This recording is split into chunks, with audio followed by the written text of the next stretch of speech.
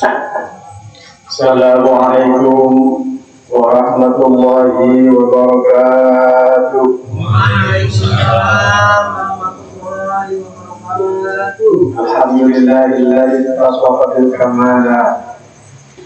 Wassalatu wassalamu ala sayyidina Muhammadin Sallallahu alaihi alladzi sayyidatul mu'jizat wa ala alihi wa sahbihi alladzi nafa'al hasanat wa jannatu mukarram.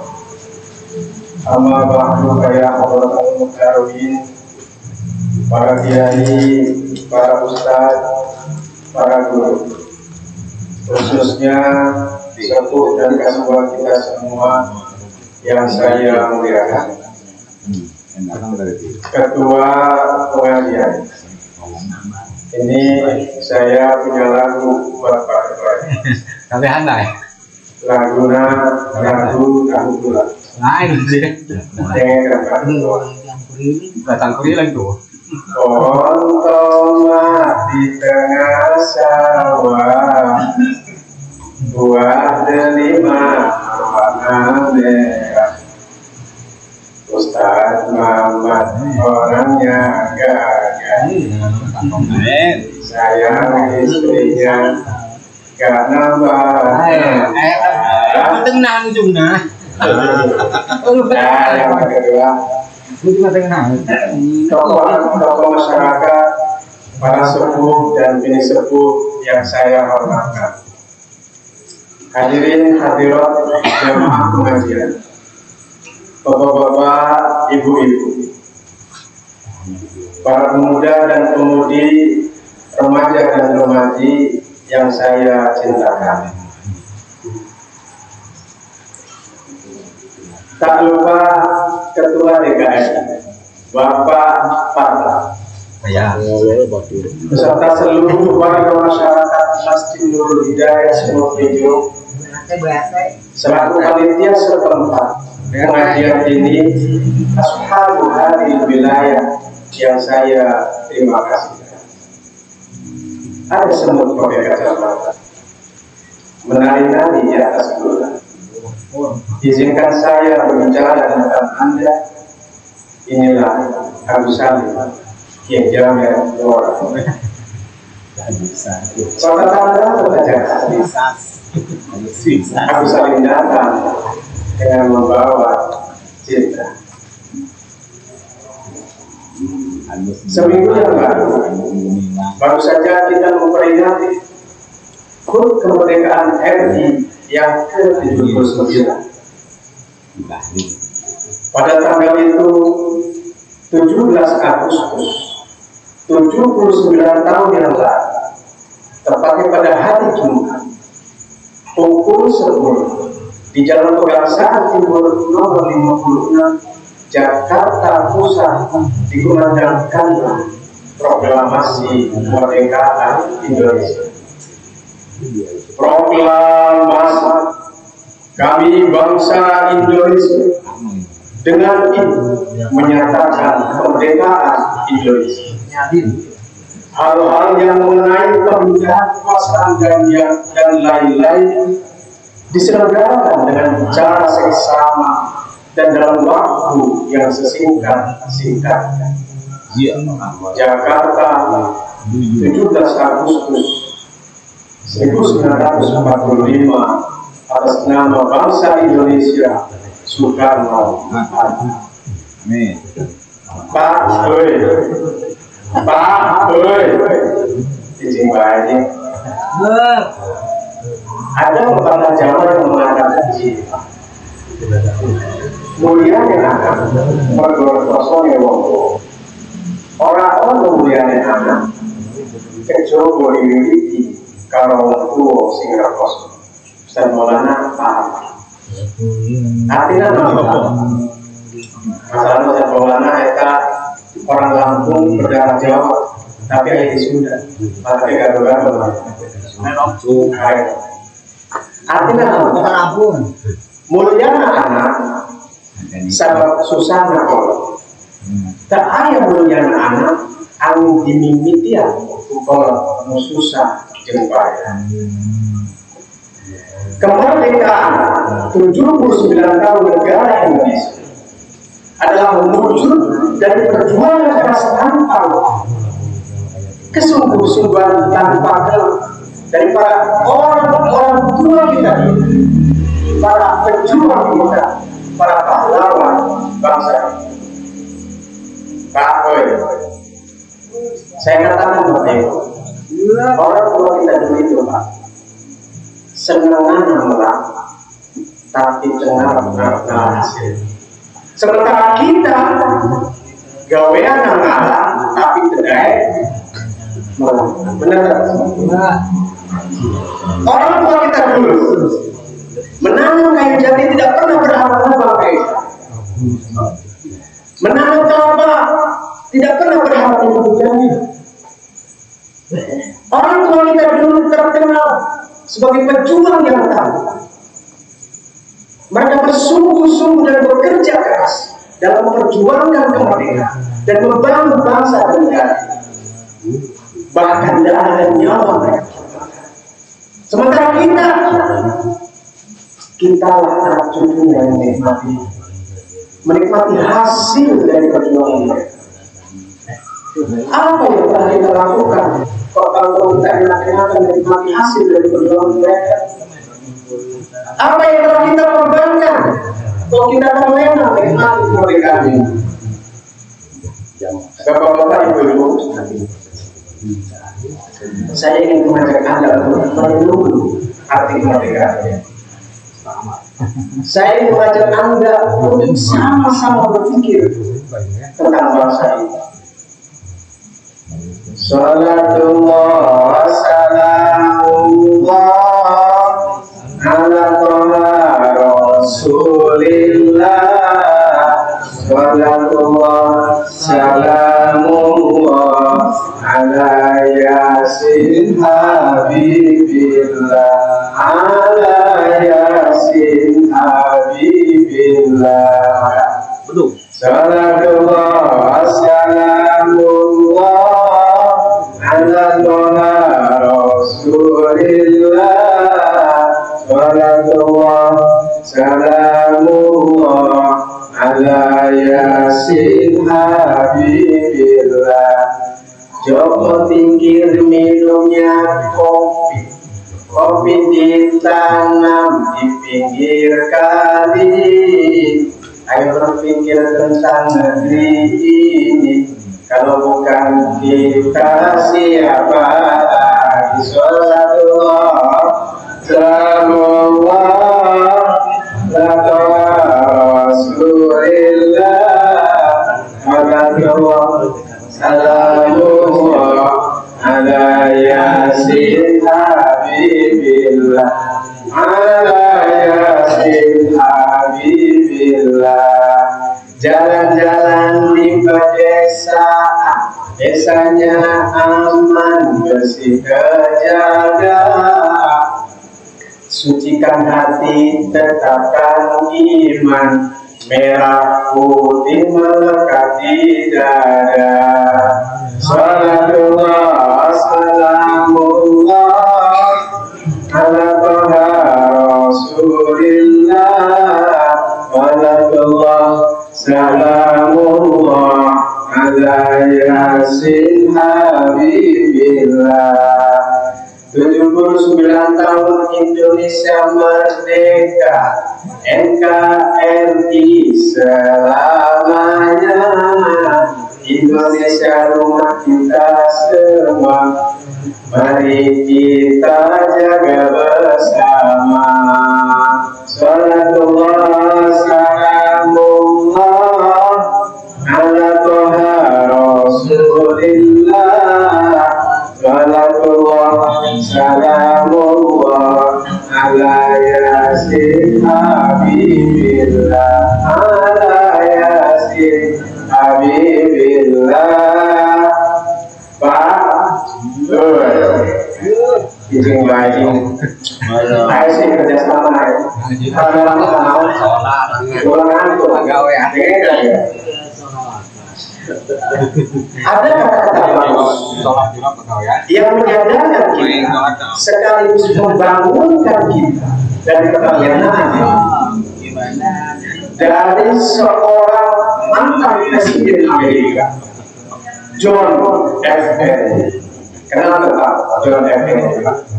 Kenal nggak John F. Kennedy? Presiden Amerika.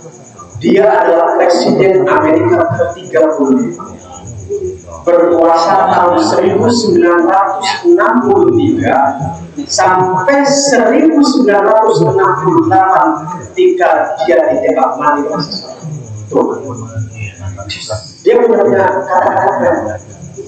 Dan ini bagus untuk bahan teman-teman. Begini kata-kata. Jangan tanyakan apa yang negara ini berikan kepada, tapi tanyakan apa yang telah kamu berikan kepada negara. Pertanyaannya adalah apa yang sudah kita berikan kepada negara? Apa yang sudah kita berikan kepada Indonesia? Negara dan tanah air kita tercinta. Jawab. Saya yakin jawabannya pasti sama. Merdeka. Kebanyakan kita, hampir semuanya pengennya mendapat, bukan memberi. Betul. Pengennya mendapat, bukan pajak memberi kami itu ini. Pajak sawah memberi tak kiai. Waduh.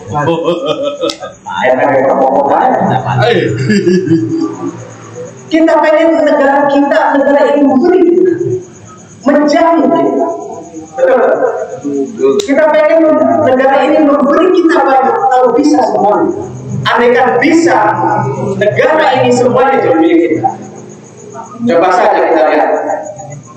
Ada bantuan sosial BLT, bantuan langsung tewas. Ada PKH, ada BPNT, Bapak NT, bantuan pangan non tunai dan lain-lain. Kita pengen, kita doang yang dapat, orang lain nggak usah.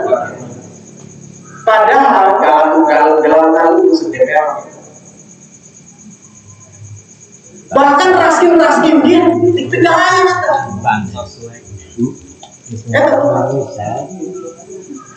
kenapa budaya korupsi pada rela di setiap instansi, mulai dari tingkat terbawah sampai mulai dari tingkat teratas sampai tingkat terbawah, bahkan sekelas RT. Kenapa pula suap menyuap jabatan menjadi tradisi? Pak Haji Muhammad kayak jadi kepala sekolah terus sekian puluh juta, kayak jadi kepala dinas kayak harus sekian puluh juta. Apa perlu Pak Haji Muhammad? Dan kenapa pula orang-orang berlomba-lomba ini punya jabatan, ingin jadi dewan, jadi bupati, jadi lurah, itu semua karena mereka berlomba-lomba rebutan ingin mendapat, bukan mereka. Itulah generasi kita sekarang. Makanya saya katakan di awal, orang tua kita itu senang mengalah, dengar hasil. Ini namanya mental memberi. Coba Anda bayangkan, yang namanya perang itu Pak, itu butuh modal besar, butuh biaya yang luar biasa. Makanya kenapa Pak Amerika itu nggak sanggup Pak, nggak berani menjajah Indonesia. Kenapa? Karena biayanya luar biasa banyak, luar biasa besar. Mereka pikir-pikir, mereka hitung-hitung. Ternyata biayanya bisa sampai ratusan, ribuan, bahkan jutaan triliun. Amerika nggak sanggup, nyerah. Coba saja Anda bayangkan, Anda hitung sendiri. Mereka datang di Indonesia, bawa pesawat, bawa tank-tank budget, bawa truk-truk amunisi. Mereka berhenti Pak, parkir, bayar. Banyak di Indonesia. Mereka bawa tentara yang luar biasa banyak. tentaranya kebelet pengen kencing, masuk toilet bayar. Belum lagi berurusan dengan soal surat perizinan, izin masuk, izin bea cukai, izin tempat tinggal, berurusan dengan pejabat Indonesia, belum bayar Indonesia. Belum lagi kalau tentaranya doyan jajan, Pak, masuk Indonesia ternyata di Indonesia banyak jajanan, ada sebelah, ada bakso, ada apem eceran rumahan juga banyak, apem eceran rumahan banyak. Mereka jajan bayar, Pak, duit semua. Amerika nggak sanggup nyerah karena ternyata biayanya luar biasa banyak. Alawatan menjajah Irak dan Jepang, Afghanistan. Mereka nggak nyerah di semua itu. Jadi Pak, ternyata perang itu membutuhkan modal yang besar, membutuhkan biaya yang luar biasa banyak. Dari mana orang-orang tua kita dulu, para pejuang kita, membiayai perang yang berkepanjangan, tahunan bahkan sampai ratusan tahun? Dari mana coba? Sementara negara ini masih miskin, Pak. Terbentuk saja belum. Nah, ini yang saya katakan, Pak. Biaya perang yang luar biasa besar itu mereka tanggung sendiri. Orang-orang tua kita dulu, para pejuang kita, menanggung sendiri biaya perang, biaya yang mereka butuhkan untuk berperang. Ada yang punya beras, mereka kasihkan beras. Ada yang punya jagung, mereka kasihkan jagungnya. Ada yang punya ternak, mereka kasihkan ternak. Mereka tanggung sendiri semua biaya perang. Tidak pernah mereka berpikir untuk mendapat. Tidak pernah mereka berpikir untuk mendapatkan keuntungan dari apa yang sudah mereka keluarkan. Itulah kenapa saya katakan orang tua kita dulu itu senengan mengelak, tidak pernah ngarap setelah hasil. Ini namanya mental memberi, Pak. Inilah yang diajarkan Rasulullah SAW kepada para sahabatnya ketika mereka akan maju ke medan perang untuk membela agama dan negara. Bapak-bapak, ibu-ibu, hadirin-hadirat yang saya muliakan,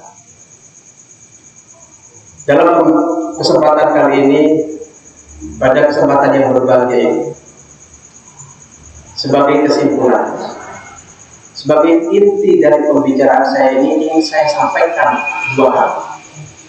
Pertama, milikilah sense of belonging terhadap negara. 17 Agustus tahun 45, itulah hari kemerdekaan kita, hari merdeka nusa dan bangsa, hari lahirnya bangsa Indonesia. Merdeka, hari merdeka tetap merdeka, selama hayat masih di kandung badan. Kita tetap setia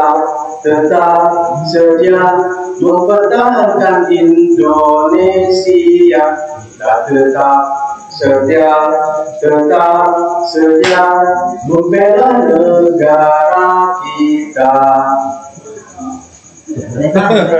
Lagu itu, Pak, mengingatkan kita, sekaligus mengajar kita untuk memiliki sense of belonging, rasa memiliki terhadap negara kita. Kalau cintanya kuat, Pak, kita akan setia kepada negara. Kalau sense of belongingnya kuat, kita akan siap sedia sepenuh jiwa raga untuk membela negara. Kalau cinta sudah melekat kandung bau terasi, jadi rasa apa? Terang bau terasi. Karena kenapa? Kemerdekaan negara ini adalah anugerah Allah yang harus kita syukuri. Kemerdekaan negara Indonesia adalah hasil perjuangan keras dan pengorbanan darah dan nyawa yang harus kita rawat dan kita jaga. Itu yang pertama. Yang kedua, milikilah mental memberi terhadap negara ini, bukan mental mendapat. Jangan tanyakan apa yang negara ini berikan kepadamu, tapi tanyakan apa yang telah kamu berikan kepada negara. Yang menteri agama ini kan namanya. John F. Kennedy saja yang Kristen, Pak. Jawa menteri. Punya kata-kata sebagus ini, punya mental sekeren itu, Pak. Perilaku orang Muslim, mental kita dalam hubungan kita dengan agama, dalam hubungan kita dengan negara, mental kita hanya ingin mendapat. Mental kita hanya ingin diberi. Itu kan cengeng, Pak. Itu mental miskin itu. Bukankah kata-kata John F. Kennedy tadi sesuai dengan sabda Rasulullah Sallallahu Alaihi Wasallam? Al-yadul ulya khairun minal yadis sufla. Tangan di atas itu lebih baik daripada tangan di bawah. Ini artinya apa, Pak? Ini artinya memberi itu lebih baik daripada menerima. Mental memberi itu lebih baik daripada mental menerima. Banyak. Kan Nabi Shallallahu Alaihi Wasallam mengajari kita, Sebenarnya apa? Kritik ya kita. jangan pernah kau mengharapkan pemberian orang lain untuk kebutuhanmu sendiri, apalagi mengharap dari agama atau negara. Seharusnya hubungan kita dengan agama dan negara adalah memberi, bukan menerima. Seharusnya mental kita dalam hubungan kita dengan agama dan negara adalah mental memberi, bukan mental mendapat. Itu mereka hidup mental memberi. Sekian apa yang bisa saya sampaikan. Dan tutup, semoga ini bisa mencerahkan, bisa memberi manfaat. Dan tutup, wassalamualaikum warahmatullahi wabarakatuh.